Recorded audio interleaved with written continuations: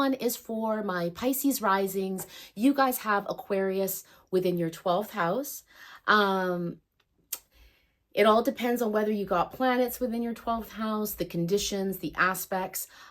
This also plays an important role and will really individualize a person's experience.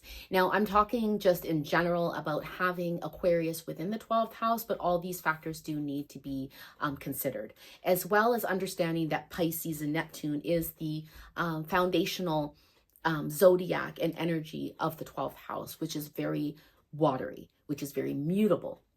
And so when we put Aquarius within the 12th house, understanding that there is an undercurrent of that Neptunian Pisces energy, this is this fixed air with water. I mean, you could just imagine kind of like this creative, soulful tsunami that just can just erupt into something, whoa, incredible or detrimental, depending on, again, whether or not you have planets within the 12th house, the conditions for you and your own individualized experience. It can be a very uneasy energy and undercurrent to be able to live with. But at the same time, you can have the ability to gain such beautiful, intuitive information, psychic information, being Pisces, the undercurrent, very transcendental, soulful energy of the collective unconscious, mixed with Uranus, which is sudden hits of information, right? Aquarius, that means Uranus would be the ruler of the 12th house. And so that really gives like a long-term memory. This really puts like the collective really at its core in its creativity. The 12th house is very creative. It is of incredible spiritual, creative energy. Remember, when we put Pisces there and we think of spirituality, and that we're all spirit within a physical form, we are creation.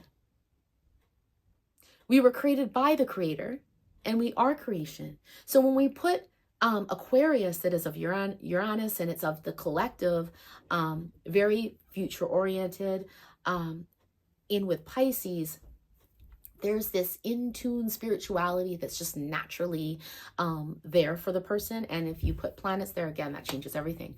But it really is like a future foreseeing, right? With the psychic ability of having Aquarius there and Uranus ruling it. Again, planets do matter. But there is this spiritual psychic knowing for more than the self, right? It's for the collective. It's for everyone.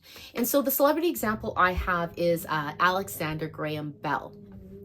He had Neptune in the 12th house. So this is just incredible. His life experience is so reflective of Neptune in the 12th house, being a Pisces rising, and having Uranus ruling, being Aquarius in the 12th house.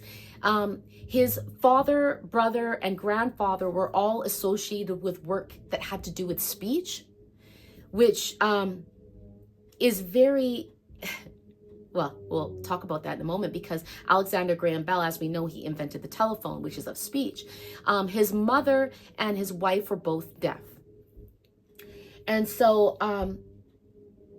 like Neptune, you put Neptune in the 12th house, and Neptune is of incredible imagination, incredible creativity.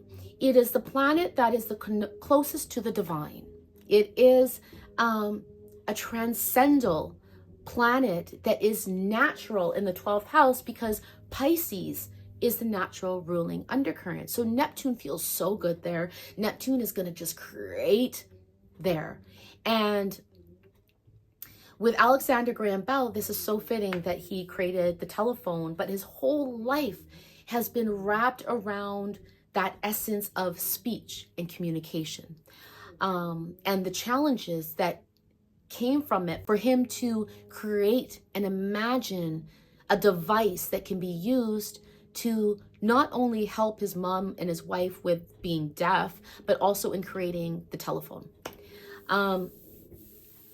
He made a homemade device for his neighbors and family that operated a flour mill at a very young age. I think he was around 12 years old was his first invention.